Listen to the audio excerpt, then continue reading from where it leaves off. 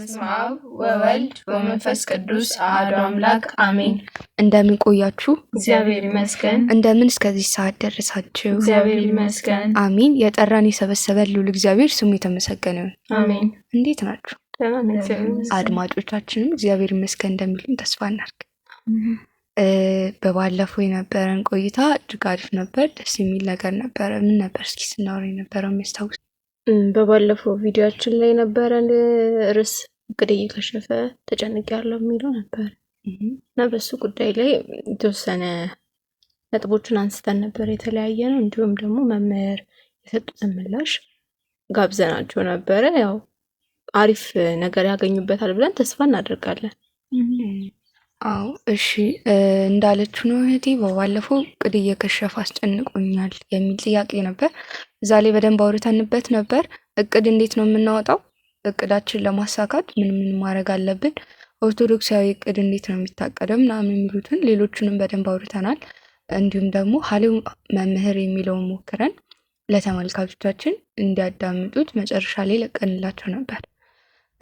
ይሄ ይመስላል በባለፈው። በአሁኑ ደግሞ እግዚአብሔር ቢወድና ቢፈቅድ ባለችን ጥቂት ደቂቃ የምናወራው ጊዜያችንን እንዴት እናብቃቃው።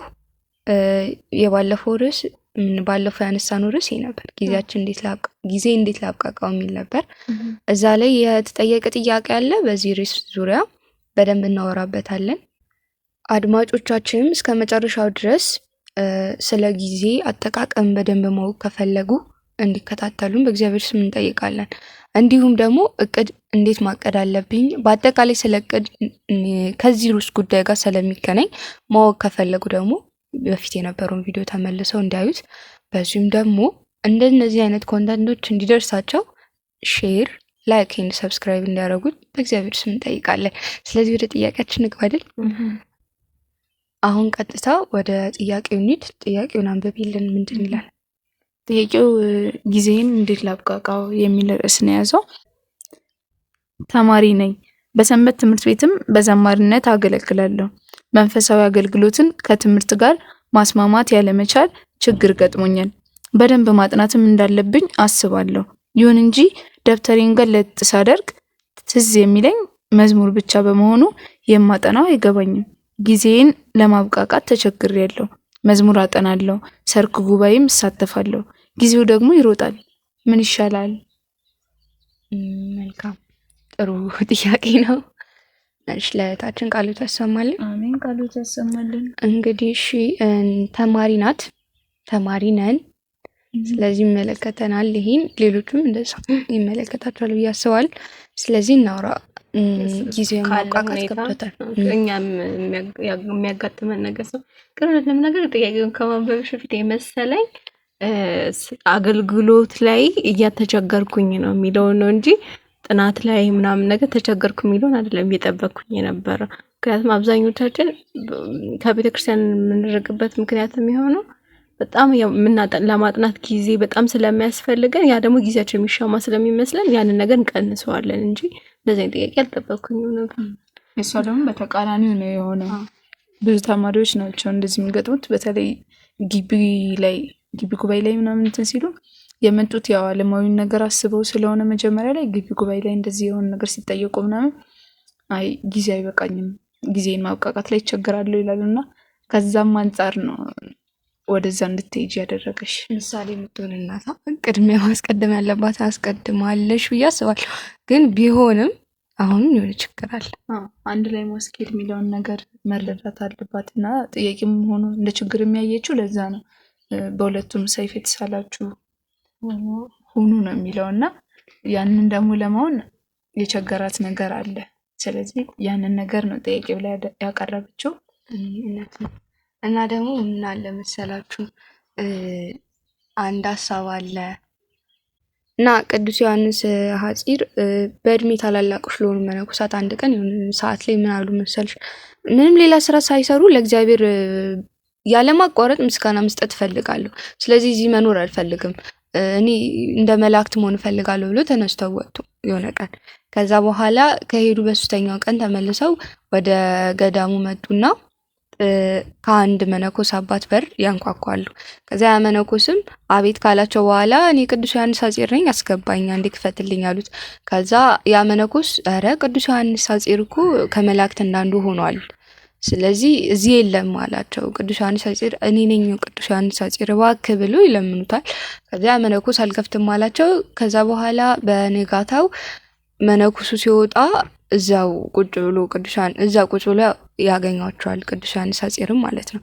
ከዛ በኋላ እዚህ ለምን ምን ትሰራለህ ብሎ ሲጠይቁት እኔ አልቻልኩኝም ብሎ ይነግራቸዋል። ከዛ በኋላ ምን አሉ እኛ መነኮስ ምን አሉት ሰው ስለሆንክ ለመብላት የግድ መስራት አለብህ አሉት። ከዛ በኋላ ቅዱስ ዮሐንስ ሐጺርም ይቅርታ ብሏቸው ወደ ገዳሙ ተመለሱ ማለት ነው። ምን ማለት ፈልጌ መሰላችሁ? አንዳንዴ ምን ያምረናል እንደ ድብን ዓለምን በቃ ምንም ሳንሰራ እግዚአብሔርን ብቻ ማመስገን እግዚአብሔርን ብቻ ማገልገል የሚያስብ ሰው ሊኖር ይችላል።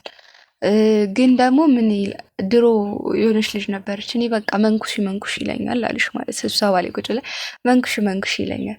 አረ በመንኩስ ትፈልጋለሽ? አዎ ለምን ሲል ዓለም አስጠላችኝ ምናምን።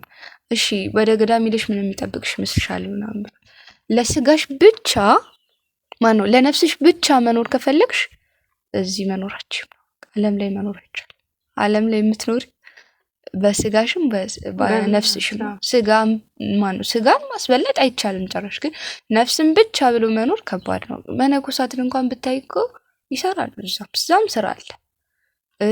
በጣም ብዙ ስራ ነው ያለው። አርፈው ቢቀመጡማ ፈተናም ይበዛባቸው ነበር። ብቻ ምንድን ልል ፈልጌ ነው መንፈሳዊውን ብቻ ነፍሳችንን ብቻ ይዘን ደግሞ እንቀጥላለን ማለት አንችልም። እና አሁን ልጅቷ እንዳለችው ስታነብ ምናምን ሊከብዳት ይችላል። መዝሙር እየመጣ ባይዘው ያው ፈተና በጣም ያስጠላችኋል። ትምህርት ሊያስጠላችሁ ይችላል። በጣም ባይዘው እድለኛ ነሽ። መዝሙር ይሄን ያህል መውደዷ በራሱ ያስቀናል። እና ግን ደግሞ ማሰብ ያለባት ግዴታ ነው። የእሷ ስራ በእሷ ሰዓት ተማሪ ስለሆነች ሊሆን የሚችለው ትምህርት ነው። በጣም ፎከስ የምታደርገው ትምህርቷ ላይ መሆን ያለባት። ግን ደግሞ አሁን ቤተክርስቲያን በጣም ትጠብቀናለች በብዙ ነገር። የላትም አሁን የተማረ ማለት የላትም ስልሽ በቂ አይደለም ያለው ቤተክርስቲያን ውስጥ ያለው ሰው የተማረ ሰው ትፈልጋለች ቤተክርስቲያን ማገልገል በአንድም በሌላም ነው ግዴታ። በእንደዚህ አይነት ብቻ አይደለም በትምህርትም ተምረን ማገልገል አለብን። እሱ ነገ ማን ሊደርስላት ነው? እሷ እኮ አስተዳደር የሚሆናት ሰው ትፈልጋለች። ፋይናንሻል ምናምን ላይ የሚያግዛት ሰው ትፈልጋለች። እና የሆነ አንዳንዴ ግን ለቤተክርስቲያን የተለጠፈላት ስም አለ። ለምሳሌ እንደ ድሃ ነው የምናስበው። ማለት ኦርቶዶክስ የሆነ ሰው በቃ ድህነት መገለጫው አዎ በዚህ ምድር ድሃ ብትሆኚ በሰማይ ሀብታም ትሆኛለሽ የሚባል ነገር አለ። ግን ድሃ መሆን መስፈርት አይደለም ክርስቲያን ደግሞ እንደዛ ብለው የሚያስቡ ሰዎች ሊኖሩ ይችላሉ። ቤተክርስቲያን ሆኖ ፋይናንሻል ላይ ትቸግራለች። በሁለንተናዊ ፍጹም መሆን አለባት። እንደዛ እንድትሆን ደግሞ የኛ ድርሻ ነው። ግን እኛ ልጆቿ እያሳፈርናት ነው። ቁጭ ብለን ሀሳባችን ሌላ ነገር ላይ ያደረግን እየዋልን እየተውናት ነው። ብቻ እኔን መክራት ለመኖር ለመስራት ሊሰራ የሚወድ ሊበላ የሚወድ ቢኖር ይስራል።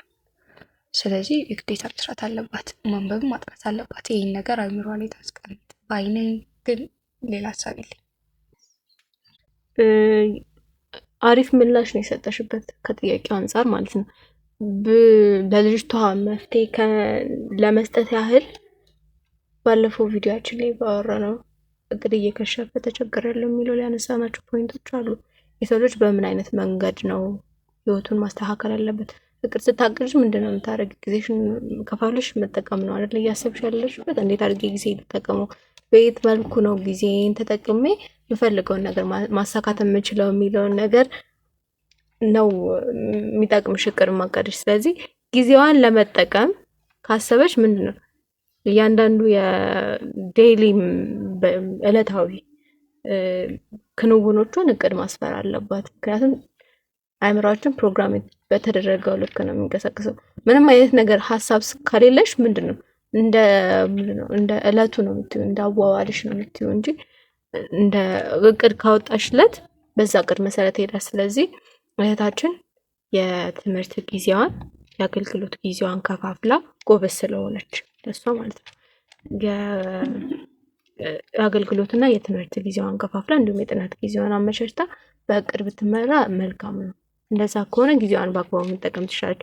ምክንያቱም እሷ መንፈሳዊ ህይወቷ ላይ በጣም የበረታች ስለሆነች ይህን ነገር ለማስኬድ የሚከብዳት አይነት ነች ብዬ አላስብም። ምክንያቱም አብዛኞቻችን አለማዊ ላይ የተወሰነ ያክልን በረታና መንፈሳዊ የአገልግሎት ጊዜ ሁኔታችን የደከመ ይሆናል። እሱን ለማስተካከል ደግሞ ከጊዜ ከመከፋፈል በላይ ደግሞ በደንብ የውስጥ ተነሳሽነትን መፍጠር ምናምን የሚባሉ ነገሮች ስላሉ ከባድ ነው። ለእሷ ግን ያሏትን ስራዎቿን በጊዜ በእቅዷ ብትከፋፍላቸው መልካም ይመስለኛል። በዚህ ላይ ደግሞ ካለው ሁኔታ ላይ መዝሙርን ማዳመጥን ትዝ የሚለኝ ማጥናቱ እያቃተኝ ነው ላለችበት ነገር ደግሞ አንድ የመጽሐፍ ቅዱስ ጥቅስ ጠቅሼ ባልፍ ደስ ይለኛል። የሁለተኛ ተሰሎንቄ ምዕራፍ 3 ከቁጥር 10 ላይ ደግሞ ከእናንተ ጋር ሳለን ሊሰራ የማይወድ አይብላ ብለን አዘናችሁ ነበርና ስራ ከቶ ሳይሰሩ በሰው ነገር እየገቡ ያለ ስርዓት ከእናንተ ዘንድ ስለሚሄዱ ስለ አንዳንዶች ሰምተናልና መስራት ግዴታ እንደሆነ ነው። ሰርተን ምን በላው ስለምንሰራ ነው ተግተን መስራት እንዳለብን በአንድም በሌላም እግዚአብሔር ቃሉን ሰጥቶናል። ስለዚህ ምንም እንኳን ፍላጎቱ የሚገፋፋት ነገር እንድታነብ ባይኖርም ወደ ቤተክርስቲያን ቢገፋትም ከምንም በላይ ደግሞ ከአገልግሎትም በላይ ደግሞ የሚበልጠው ምንድነው? ህግ ማክበር ነው፣ የተሰጠውን ትእዛዝ መጠበቅ ነው። ስለዚህ የታዘዝነውን ትእዛዝ መከተል ስላለብን መስራት የማይወድ አይብላ ስለተባለ ግዴታ ደግሞ ያንን ህግ መጠበቅ አለብን። ስለዚህ ጊዜያችንን በእቅድ ከፋፍለን መጠቀም አለብን የሚል ሀሳብ ነው መስጠት የምወደው። ቃሉት ያሰማልን። ያው በሚገባ በቻላችሁት መጠን ለመመለስ ሞክራችኋል። እግዚአብሔር ይስጥልን። ሁለታችሁም ካነሳችሁት ሀሳብ ላይ ሊሰራ የማይወድ ቢኖር አይብላ የሚል የመጽሐፍ ቅዱስ ቃል አለ እና ይህንን ሲባል አሁን እንደ ተማሪ ሲነሳ ወጥቶ መስራቱን ብቻ አይደለም ማሰብ ያለብን። ከተመረቅን በኋላ የምንሰራው ወይ ደግሞ ውጪ ንግድ ዓለም ላይ ምናምን የምንሰራው ብቻ አይደለም። አሁን እንደ ተማሪ ያለንበት ሁኔታ ራሱ ስራ ነው። ተማሪ መማር ነው የሱ ስራ። አስተማሪ ያስተምራል፣ ለሱ ስራው ነው። እኛ ደግሞ መማራችን አሁን ባለንበት ደረጃ ስራችን ነው። ስለዚህ አሁን ልንበላ ብንወድ የግድ መስራት አለብን። ስለዚህ መስራት አለብን ሲባል ምንድነው? መጠንከር አለብን። ባለንበት ሁኔታ ላይ ለሁሉም ነገር ማድረግ ያለብን ነገሮች ማድረግ አለብን ማለት ነው። እና እንዴት ነው አሁን እሷ የገጠማት ችግር እንደው ከብዙዎቹ ችግር ይለያል ብለናል እና ደግሞ የተሻለም ነው ብዬ አስባለሁ በእኔ አስተሳሰብ ማለት ነው። ማለት ምን ለማለት ፈልጌ መሰላችሁ?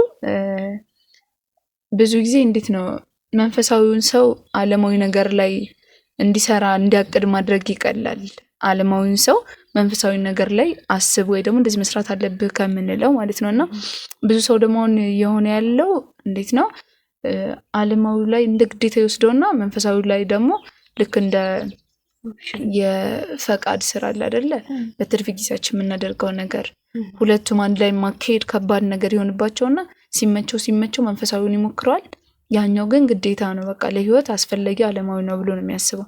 እና አሁን እህታችን ደግሞ የገጠማት እንደዛ አይደለም፣ በተቃራኒው ነውና መንፈሳዊ ነች ብዬ አሁን እየወሰድኩት ያለሁት። ምክንያቱም ሰንበት ተማሪ ነኝ ብላለች፣ ዘማሪ ነኝ በዝማሬ አገለግላለሁ ብላለች። እና ለሷ ዓለማዊ ነገር እንዴት ነው ይንቁት የለ። አሁን መንፈሳዊያን እኮ ብዙ ጊዜ ዓለማዊ ነገር እንትን ለማለት አይከብዳቸውም።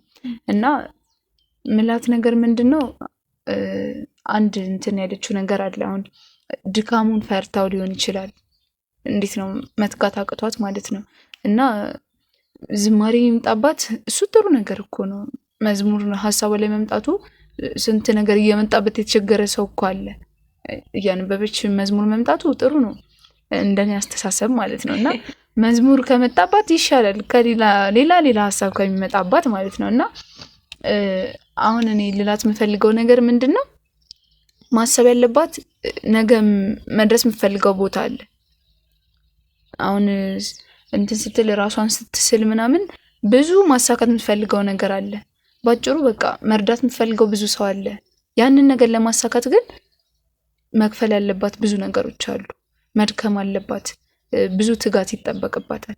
እና ደግሞ የሆነ ነገር ለፍተን ስናገኘው ነው ደስ የሚለው። እና አሁን ይሄ የፈተናት ነገር አሁን በህይወቷ ልታጠና ስትል መዝሙር እየመጣ ማስቸገሩ ነው እና ይህን ነገር ዋጋ ከፍላ ማንበብ አለባት። በቃ በደንብ የሆነ ነገር ማድረግ አለብኝ ካለች ቅድስቴ እንዳለችው እቅድ አውጥታ በደንብ እቅዷን ወደ ተግባር ለመቀየር መጣር አለባት እና ደግሞ መንፈሳዊ ስለሆነች ሁሉም ነገር ቀላል እንደሆነ በደንብ ማመን አለባት እና መጽሐፍ ቅዱስ ላይ መጽሐፈ ምሳሌ ላይ የተቀመጡ 1-2 የመጽሐፍ ቅዱስ ጥቅሶች አሉ።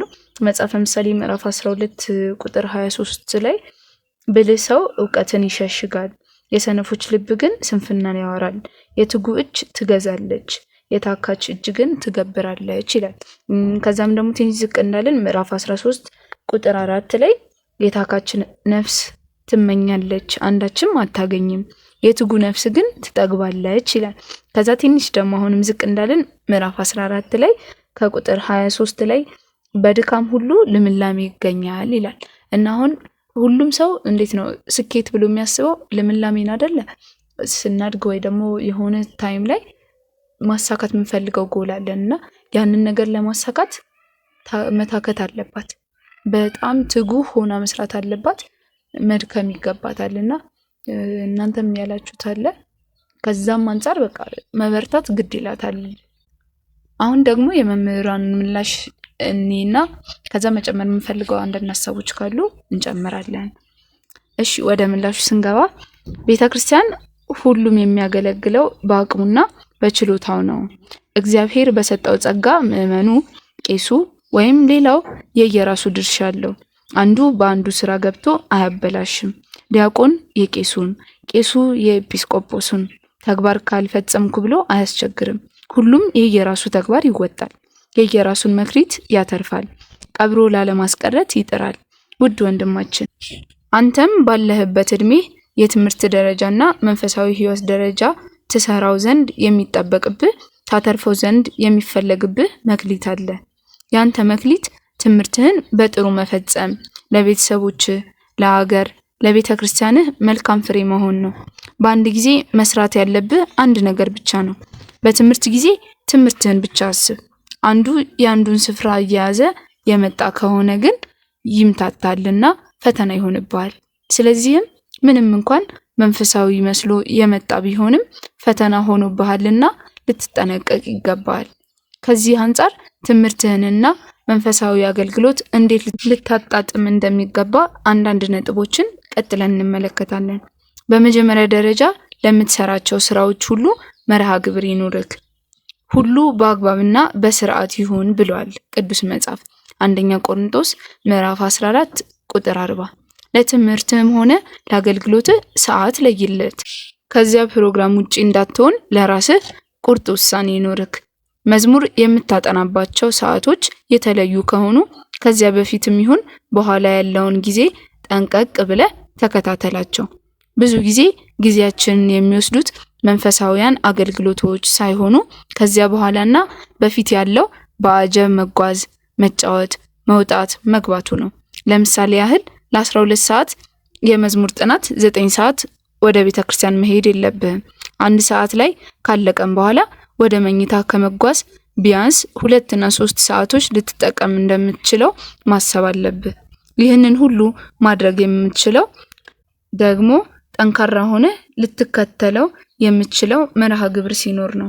በተጨማሪም መንፈሳዊያኑ ወንድሞችህም ሆኑ እህቶችህ በትምህርት ደረጃቸው ካንተ ብዙ የሚበልጡ ወይም የሚያንሱ ከሆነ ያንተን የትምህርት ሁኔታ፣ የጊዜ አጠቃቀምህን ሊረዱልህ አይችሉም። ስለዚህ ማጥናት ባለብህ ሰዓት ወደ ሌላ ስራ እንድታዘነብል ሊያደርጉህ ይችላሉ።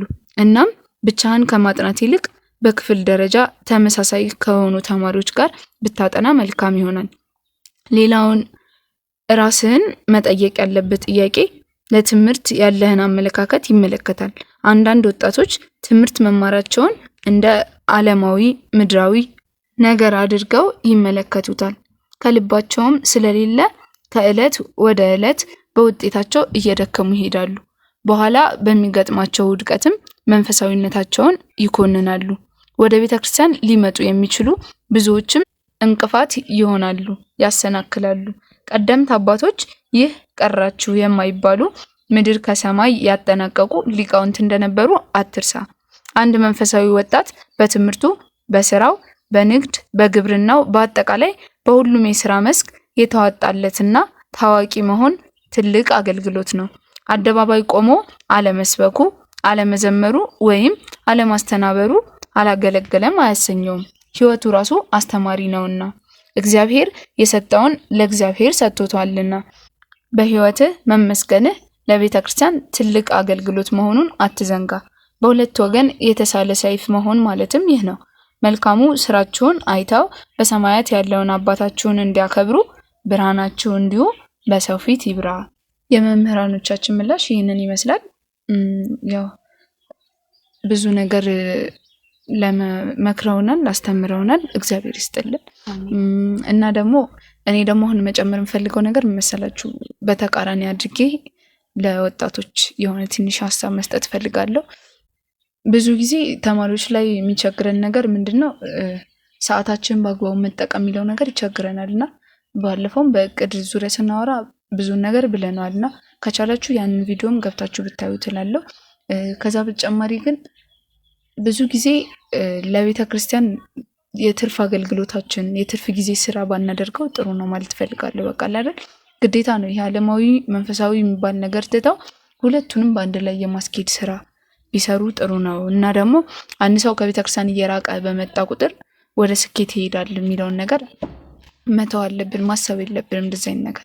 በቻልን መጠን መንፈሳዊ ህይወታችን ከፕሪፕ ላይ ወደ ሃይስኩል ከሃይስኩል እያደገ ሲመጣ ግቢ ላይ ምናምን በዓለማዊ እንደጨመር ነው ልክ በመንፈሳዊ ህይወታችንም የሆነ እድገት ልናመጣ ይገባል እንጂ ይበልጣውን ግቢ ገብተን ከመንፈሳዊ ህይወታችን የምንርቅበት ወደ አንዱ ማድላት አለብን ምንልበት አይነት ነገር ውስጥ መግባት የለብንም ማለት ፈልጋለሁ። አሜን። ቃሉ ያሰማንላችሁ። ምንም ይሄ ጥያቄም ግራ የሚያጋባም ነገር አይደለም። ጀመር መጀመሪያ ሰው የተፈጠረበት ዓላማ ለማገልገል ነበር። ከዛ በኋላ ባይዘው ምድር መቀጣጫ እና ብዙም አንኩራበት። ምድር ላይ እንደዚህ መፍጋታችን የመጣው ቅጣት ነው። እንደዚህ እንድንለፋ ያደረገ እንጂ የኛ ተፈጥሯችን አገልግሎት ነው። ስለዚህ ስራችንም ትምህርትም ቢሆን የምንማረው ምድር ላይ ለመቆየት ነው። ምድር ደግሞ ቅጣት ነው ብለን አስበን ሰው እስር ቤት ሆኖ አይደሰትም። ስለዚህ ሞር ፎከስ ማድረግ ያለብን ቤተክርስቲያን ነው። ምንም ጥያቄ የለውም ይሄ። እኔ ግን ቅድም ሳልናገር ያለፍኩት ሀሳብ ነበር እዚሁ እህታችን ላይ ማለት ነው። ምንም ቢሆን የሷ መልካም ሀሳብ ቢሆንም አንዳንዴ ወረሲ ባይዘዊ ይቅርታ አድርጉልን እንደ ሴት ነበር ስናወራ የነበረው። ያው ወንድ ነው ጠያቂያችን ወንድ ነው። ያያወራን የነበረው እንደ ሴት ነው። ምንድነው አንዳንዴ የዲያብሎስ ውጊያዎች የሚል መጽሐፍ አለ። ብዙ አባታችን አቡነ ሽኖዳ የጻፉት ማለት ነው። እዛ ላይ ያነሱት ሀሳብ አለ። ሰይጣን በስትሬት አይፈትነን። በጣም ብዙ አይነት አቅጣጫዎች አሉትና አንደኛው በጣም ከባዱ ፈተና ምን መሰላችሁ? መልካም የሆነውን ነገር ቦታ ማለት መጠቀም የሌለብን ቦታ እንድንጠቀም ያደርጋል። ለምሳሌ ትህትና እኮ መልካም ነገር ነው፣ ግን ትህትና የማይገባበት ቦታ እንድናስገባ ያደርጋል። ለምሳሌ የምሬኛ አቅም እየተጠየቀን መስራት ያለብን ቦታ እኔ አይገባኝም እኔ አልችልም እንላለን። ምክንያቱም መግባት የሌለበት ቦታ እያስገባ ነው ሰይጣን ማለት ነው። አሁን አንዳንዴ መዝሙር በጣም መልካም ነገር ነው፣ ግን ደግሞ መግባት የሌለበት ቦታ ከገባ ይህ አንድ የዲያብሎስ ውጊያ ሊሆን ይችላል፣ አንድ ፈተና ሊሆንብን ስለሚችል እናለን። በዚሁ እንደተለመደ የመጽሐፍ ግብዣችን የብዙ አባታችን የአቡነ ሽኖዳ መጽሐፍቶችን ጋብዛለን። አንደኛው የዲያብሎስ ውጊያዎችና መንፈሳዊ ውጊያዎች የሚለው አሉ። እሱም በደንብ ቢያነቡት ጥሩ ነው። የሚመጣብን ፈተና ምንድነው፣ እንዴት መወጣት አለብን የሚሉትን በደንብ እንለያለን ማለት ነው። ለዛሬ ይሄን ይመስላል። ከመቋጨታችን በፊት ግን ቀጣይ ላይ የምናነሳውን ሀሳብ ነግረናቸው ብንዘጋ መልካም ይመስለኛል። የቀጣዩ ርዕሳችን የሚሆነው ህይወቴ እንደምፈልገው አልሆነም የሚለው ሀሳብ ነው። እንግዲህ ምን እንደተፈጠረ ምን አይነት መልሶች እንደተሰጡበት እንዲሁም ደግሞ እኛ ምን አይነት መልሶች እንደምንሰጥበት ቀጣይ ቪዲዮአችን ላይ ይዘን የምንመጣ ይሆናል። እስከ ቀጣይ ቪዲዮአችን እስከምንገናኝ ድረስ ብቻ ያቆየን። እግዚአብሔር በሰላም ያገናኘን። ቪዲዮቻችን እይታ እያገኙ ስላልሆነ ሼር በማድረግ ሰብስክራይበሮቻችን እንዲበዙ አድርጉን። እንዲሁም ደግሞ ላይክን በማድረግ በተጨማሪም ደግሞ ኮሜንትም ጻፉ። ወስብሐት ለእግዚአብሔር ወለወላዲቱ ድንግል ወለመስቀሉ ክቡር አሜን።